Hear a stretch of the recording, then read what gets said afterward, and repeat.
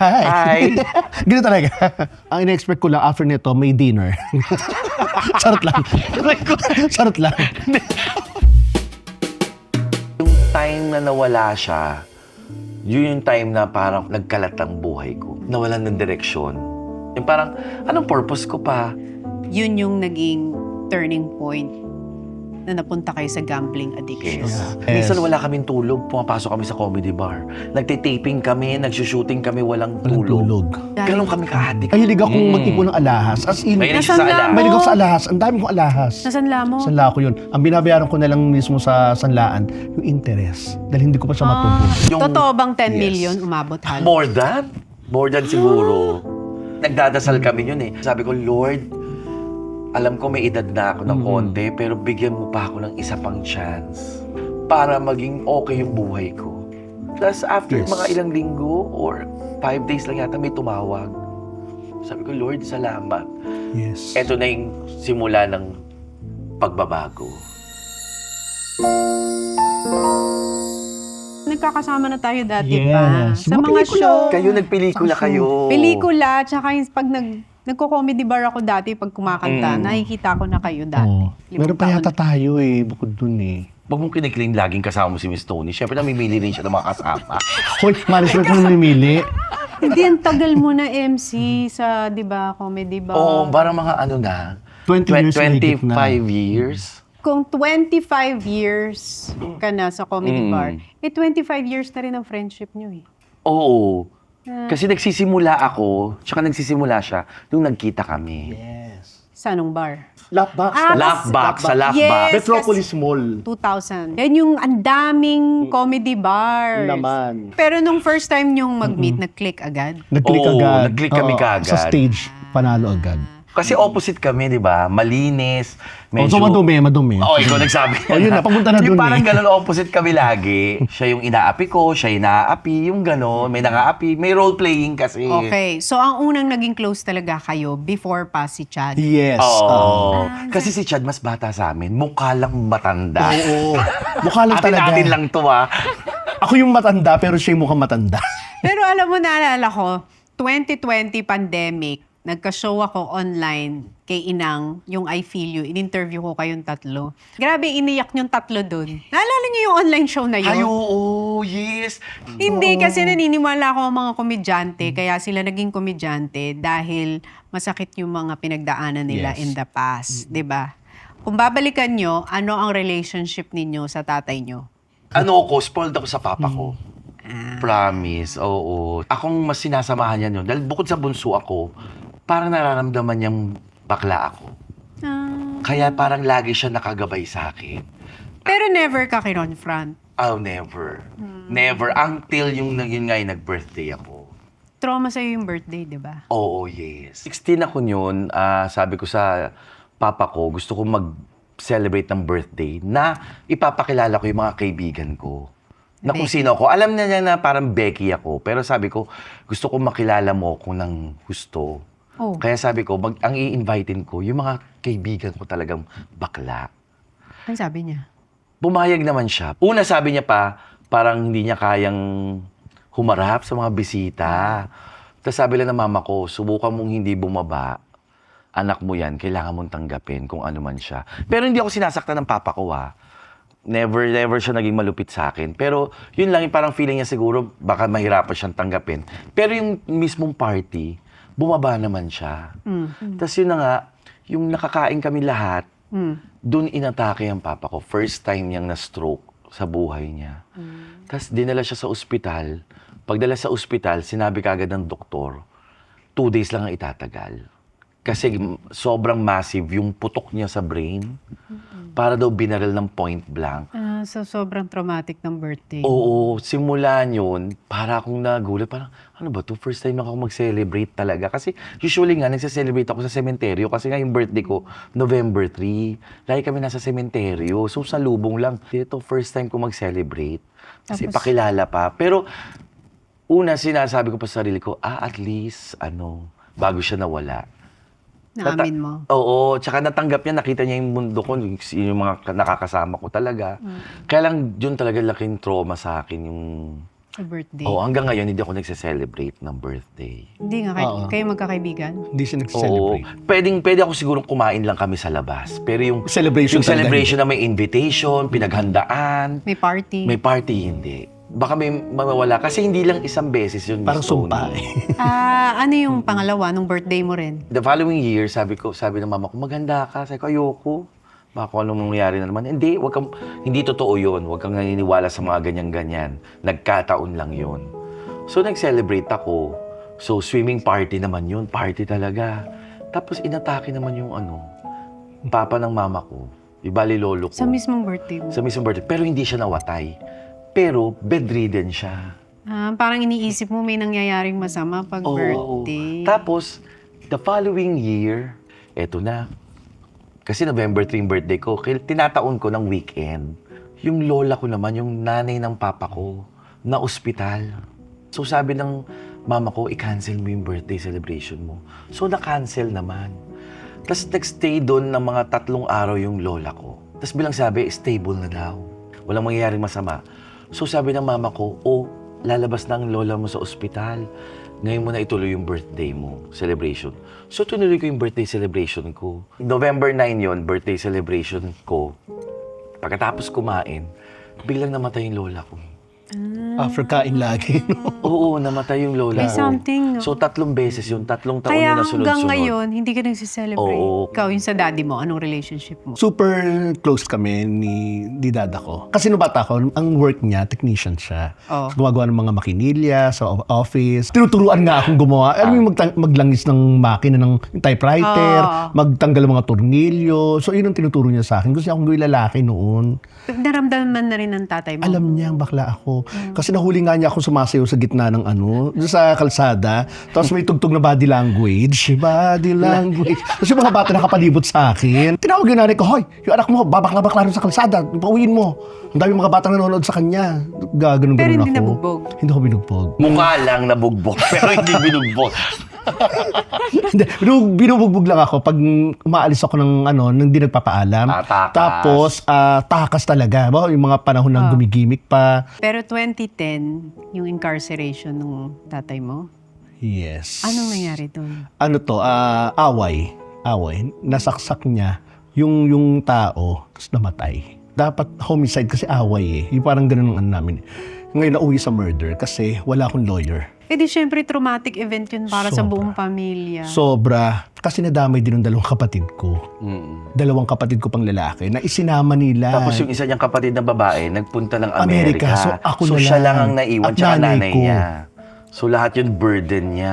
Ilang years na kulong tatay 8 years mahigit sila. So nakalaya sila ng 2018. Hindi lang taong ka lang noon. Mga 28 lang ako noon. Years old. Nag-perform ka rin sa loob ng kulungan. Perform din ako. Paano? Kasi yung ginawa ko, kaya ko naman kailangan gawin yon para, alam mo naman, syempre, pag nasa loob ka, hindi mo alam na baka may gulo or something na kung anong mangyari sa kanila. So, magpe-perform ako, sige po, para dun sa kapulisan at sa mga taong nakakulong din. Bibigay ako ng saya para makilala niyo yung pamilya ko na nandirito. Para hindi sila anuhin kung ano Para man. siguro protection. Or something na Kasi minsan pag nanonood ako ng balita, nagkagulo. Yung parang, hala, andun yung tatay ko. Natatakot ako. So 2018 yung nabigyan ng parol. Saka nangyayari rin sa akin na may racket kami ni MC. Nasa stage kami. Ang saya-saya. Mamaya pag nasa gilid na ako, umiiyak na ako. Oo. Nangyayari talaga yun. Alam mo, doon mo talaga makikita yung buhay ng komedyante, no? Kung ano yung sacrifice at saka yung hirap na makapagpatawa ka para sa audience, kahit na yung personal na buhay mo, durug na durug ka. Yes. Noong 2011, mahirap na year yun para sa'yo. Oo, kasi yun yung year naman na nawala ang mama ko. Kasi close ako sa mama ko eh. Simula namatay kasi papa ko, ako na yung nakakasama niya sa kwarto. Magkatabi kami sa kama. Para ko siyang best friend. Yung naging mga partners ko, lahat yun nakilala niya. At lahat yun tinanggap niya. Siya kasi kakwentuhan ko eh. Kunyari, hindi ko nakasama sila lasing, uuwi na ng bahay. Gigising siya talaga. So magkikwento ako ng buong araw. Kaya yung time na nawala siya, yun yung time na parang nagkalat ang buhay ko. Nawalan ng direksyon. Yung parang, anong purpose ko pa? Wala na akong papa, wala na akong mama. Yung dalawang kapatid ko, may kanya-kanyang buhay, may kanya-kanyang pamilya. Parang, sabi ko, para saan pa?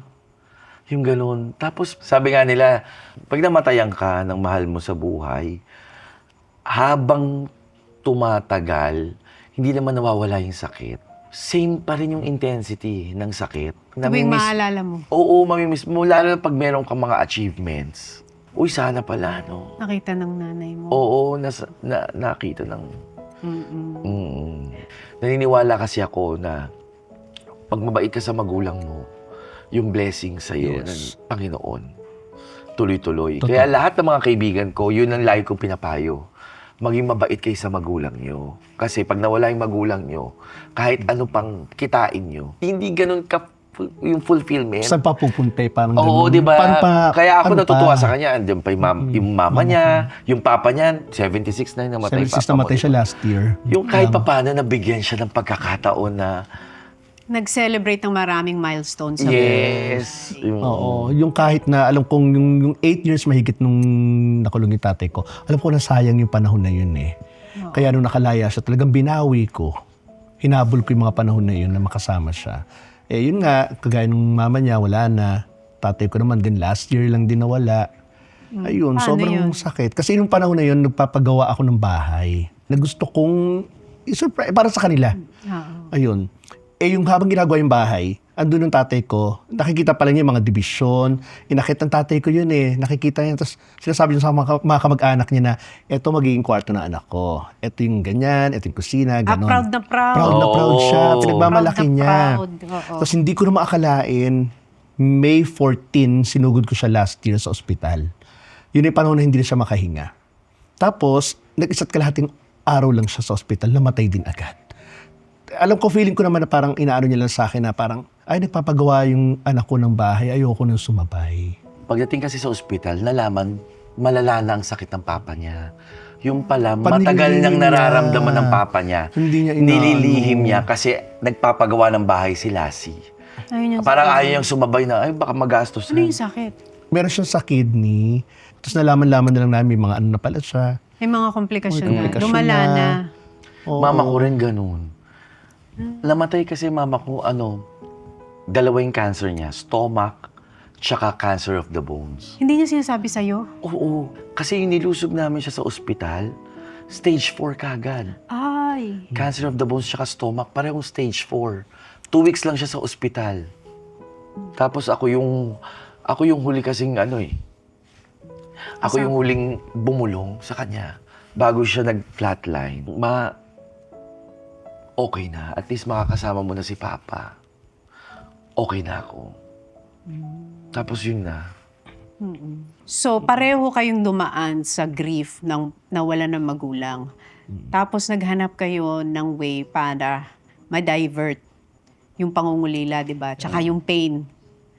Yun yung naging turning point na napunta kayo sa gambling addiction. Yes. Ako na una. Nauna siya. Sa Ako na gambling. una. Kasi uuwi ako after ng comedy bar. Saan ako pupunta? Baka hindi ako makatulog. May naghikayat sa akin. Sabi niya, eto, para maaliw ka. Ano yan, sa online? Hindi. Cellphone? Wala pa. Sa talaga casino. Tapos yung... Iba yung saya eh, Iba di ba? yung saya. Pag Oo. papunta ka pa lang doon, ang saya mo. Masaya. Tapos pag natalo ka na pagpa-uwi, parang Okay lang? doon ka magsisisi. Tapos hanggang babawi ako. So, babalik ako. ka? Babalik. Kailangan kong bumawi. Konti lang to. 50,000. Kaya itong bawiin. Isang jackpot lang. 100,000. Kaya pa to. 200,000 natalo ko. 300 na. 500 na. Mabot sa ganun. Oo. Pinakamalaki na talo mo. Meron kaming 800 isang gabi. 800,000 na tinrabaho mo. Oo. Na italo Na naipon. mo. Alam mo yung ipon na yun. Na naipon. Tapos siya kasi, one time sumama lang. Ano ba yan? Mama lang ako. Kasi parang, ang saya-saya nyo. Parang nalileft out ako lagi. Binigyan siya ng panalo. Parang ganun. Pinanalo siya sa maliit na halaga. Yan yung di ba, beginner's luck. Yes. Yes. Ayun na. Pero doon pinigilan nagsimula. ko siya. Sabi ko, Doon na wag. nagsimula. Wag. Sabi niya, hindi, may control ako. MC. Sabi ko, hindi. lahat ng wala nang magiging control. Yes. Minsan wala kaming tulog, pumapasok kami sa comedy bar. Nagtitaping kami, nagsushooting kami, walang Walang tulog. tulog. Ganon kami ka-addict sa pagsusugal noon. Parang nag-show kami ng gabi. So, diretso kami doon ng madaling araw. Abuti ng umaga, tanghali, hapon, uuwi lang. Ligo Maliligo. ulit. Show ulit. Ganun nangyayari. Grabe. Minsan idlip lang ako 30 minutes. Alam mo, show ulit. nagsusugal kami, Miss Tonia. Alos araw-araw, gabi-gabi. Yeah. Dumating So sa punto. nagtatrabaho na lang kayo para magsugal yung time na yun? Ganun nangyayari. Oo, hindi kami proud dito Kaya namin kinikwento to para kung Maging sakaling lesson, maging maging lesson lesson. at kung sakaling nasa sitwasyon sila. Umalis na kayo? Oo. Kasi walang panalo dito. Wala talaga. Lalo na pag yung nakikita mo yung bank account mo na ang laki ng naipon namin ni Lassie kasi. Parang, ano nangyari? 3,000 na lang. Alam mo, ganun. 2,000 pesos na lang yung Oo. pera mo sa bangko. Yung, Totoo bang 10 Yes. million umabot halos? More than siguro. More 10 million. More Na than. sana meron na kami Kasi, Miss Tony, di ba? Sana pala bahay na yun. 2011 hanggang 2016, 5 taon. Paano nyo naalisan yun? Ako- Ano yung una nyong ginawa? Ako, during punchline days, Oh. si Jegs, nakabili ng bahay. Sabi ko, parang gusto ko yata mag-ipon na. So nag-ipon ako ulit. Sabi ko, parang gusto ko ng sasakyan. Bigla ako inano ni Jegs. Sabi niya, wag, bahay ang bilhin mo. Bigla ako na pag ganun. O nga, tumatanda na ako. Gusto ko ayusin ang buhay ko. Gusto ko na magkaroon ng bahay. Yun na, 2018 din. Simula ako nag-ipon. Paano mo nasabi na hindi na ako babalik sa sugalan? Iniisip ko na lang na parang, matatalo lang ako niyan. Parang ganon. Ayoko na. Saka naapektuhan din kasi yung mga bayaring ko na napunta rin ako sa pangungutang. Yung Grabe, ganon. no? Napunta ako sa ganon. Ang hirap. Pero mo ang lakas nyong At kumita. pagsasanla. Ng mga, ang dami ko, Nagsanla. mahilig akong mag-ipon ng alahas. As in, Mahilig siya sa Nasanla alahas. mo? mahilig ako sa alahas. Ang dami kong alahas. Nasanla mo? Sanla ko yun. Ang binabayaran ko na lang mismo sa sanlaan, yung interest. Dahil hindi ko pa siya matubos. Alam mo, Ako yung turning point ko yung parang tumatanda na ako sa comedy bar. Kasi makikita mo yung pangalan namin nasa tuktok ng signage. Pero kami pinakawalang ipon. Tapos yung sabi ko talaga, nakita ko talaga yung bank account ko. 3,000 pesos ang natira. Paano ko mapapawi? That time parang mga ano na ako, 36 years old, 37. Sabi ko, paano na? Ayokong ikwento sa ibang mga kaibigan ko kasi sisermo na nila ako pag nasa lowest point ka ng buhay mo na gano'n na alam mong kasalanan mo. at alam mo naman ang gagawin mo. Oo. Ayaw mo na. Ayaw mong sermonan ka. Kasi alam mo naman So, Alam mo na. doon kami nag-umpisa maging close ni Tonton. Si Tonton yung mataba namin Yes, kasama. yes. Yung nag-aadel-adel na boses. So, yun si Tonton. Oo, kasi si Tonton bago pa lang sa comedy bar niya, sa punchline, laugh-line. Oo. Tapos nagkikwento ko sa kanya. Tapos daladala ko yung passbook ko. Tapos siya yung tumingin, nagulat siya. Ay, Ate MC, ito na lang natira sa pera mo. Tapos wala siyang sinasabi, nakikinig lang siya. Hanggang sabi pa nga niya sa akin, nagugutom ka na ba? Gusto mo libre kita? May KFC dito. Alam mo kasi, alam niyang, 3,000 lang ang pera ni Ate MC. So, doon kumain kami ng KFC. Tapos doon ko na, parang, ayokong tumanda ng ganito. Yung realization ko yun, parang, unti-unti kong tinanggal talaga. Hanggang sabi ko, dapat talagang tanggal. Nagdadasal kami yun Parang, ilang beses ata ako nagpunta ng Baclaran, Quiapo Church. Sabi ko, Lord, alam ko may edad na ako ng konti, pero bigyan mo pa ako ng isa pang chance para maging okay yung buhay ko. Tapos after Yes. mga ilang linggo or 5 days lang yata, may tumawag. Sabi niya gano'n na etong racket na to, kikita kayo ng ganito, ganito kalaki. Sabi ko, Lord, salamat. Yes. Eto na yung simula ng pagbabago.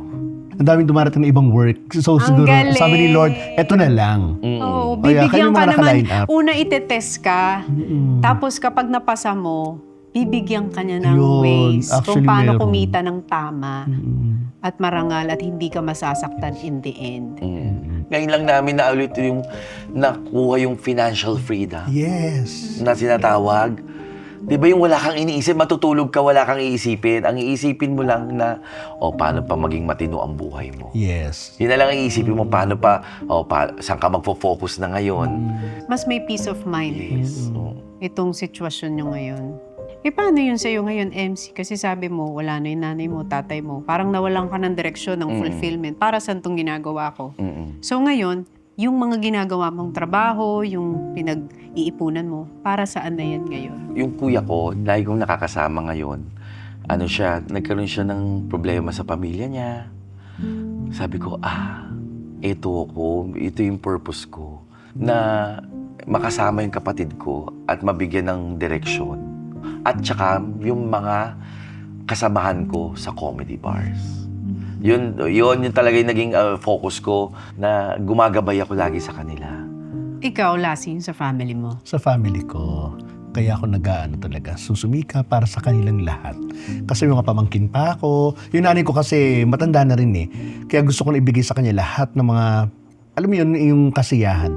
Eto nga, nagpaplano nga ako na first time ko rin mangyayari ito na maisama siya sa ibang bansa at doon mag-celebrate ng birthday. Kasi never kami nabuo na ganun eh. Kaya tuwing nanonood kami ng vlog mo, tsaka ni Alex, natutuwa ako. Kasi buong pamilya kayo nagsa-celebrate, nagpupunta kayo ng ibang bansa. Yes. Oo, natutuwa ako. Ando si Mami Pinti, kompleto. Correct. Ang sarap eh, Oo, ganun. yung buong pamilya. Sama-sama. Sobra yung pagmamahal nyo sa pamilya, no?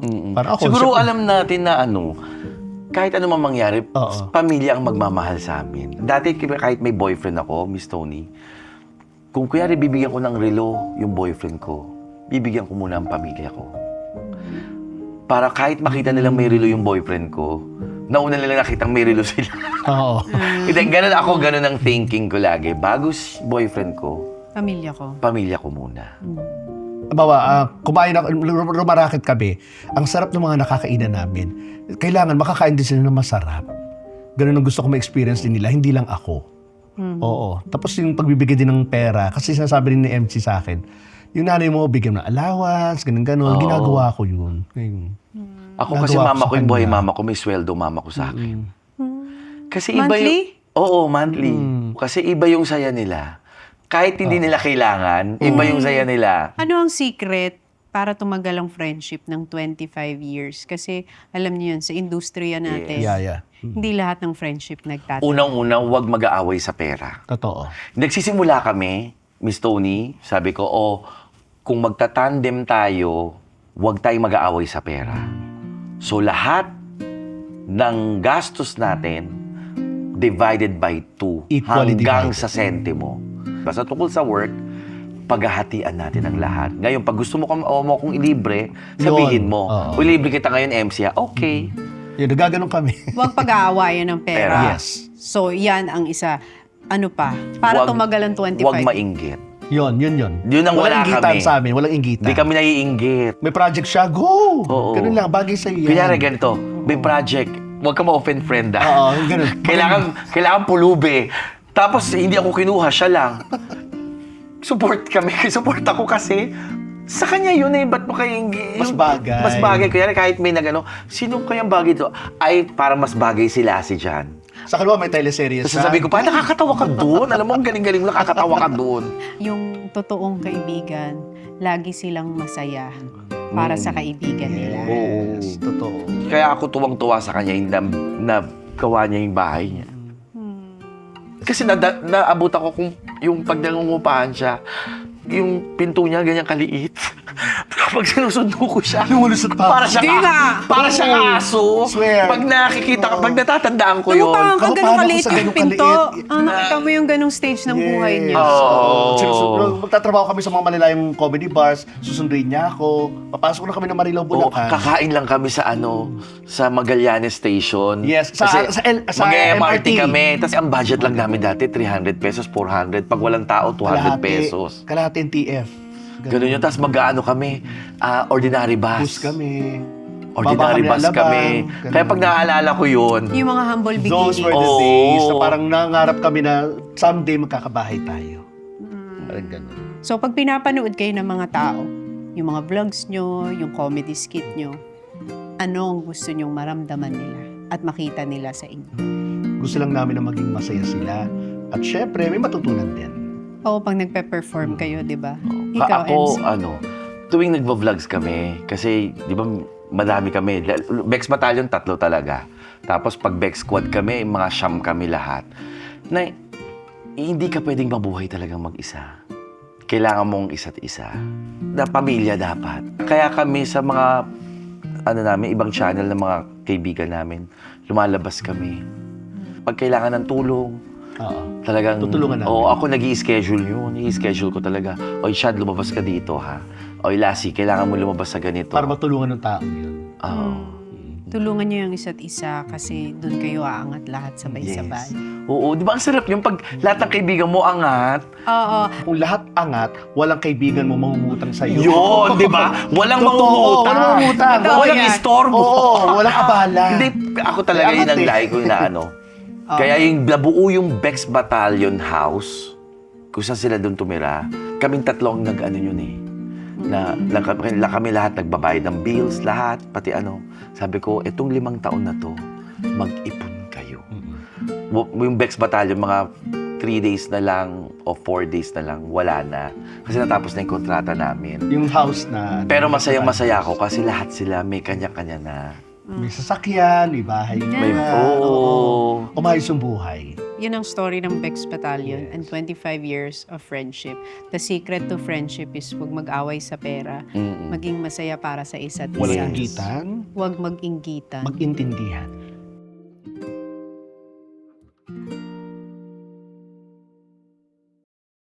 Thank you very much. Thank Bex you. Battalion, Sorry, MC grabe. and Lassie. Ano, nanonood lang kami nito. Naks, pero- grabe. Oo, Guess na kami. ngayon dito na kami. Lagi.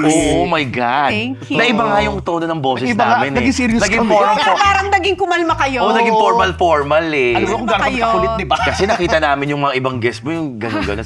Gano'n-gano'n din tayo Sa dapat. pag-upo ko, ganyan talaga ako. Sa lalaki, never nag-away. Hindi. Ay, never. So Pepo. magkakaiba kayo ng type ni Chad? Magkakaiba kami. Ikaw ang type mo? More on magandang katawan. Ang mga Hindi, maganda kilikili. Gusto mo. Saka isa pa, fetish ko rin nung... Yung kilikili. Okay. Yung tamang-tama lang yung Buhok. Yung buhok. Saka yung may... Ang hirap amoy- tumalon! Yung amoy, parang wala kang maamoy. Ganun. Ako mahilig ako sa Maliliit, kasi gusto yung father siya. eh. Hindi. Siya yung tatay. Siya yung uncle. Ganun. Father figure. Ako mahilig ako sa maliit. Parang magandang muka. Yung gano'n, no? Kahit hindi maganda yung katawan, basta maganda yung muka. Pretty boy. Yes, yung parang pang-boy next door, yung gano'n. Cutie Si Chad ang pinakamaganda ang taste sa akin. Anong taste ni Chad? Mahilig siya sa matangkad, gwapo. Oo. Kaya laging umiiyak. Oo nga. Yung atigas ang ulo, eh, ganun yung itsura niya. Mahilig sa gwapo. Mahilig sa gwapo. At least nakukuha naman niya. Ay, Nakukuha naman niya, pero nakukuhanan din siya. Oo. Mas malaki. Pusit.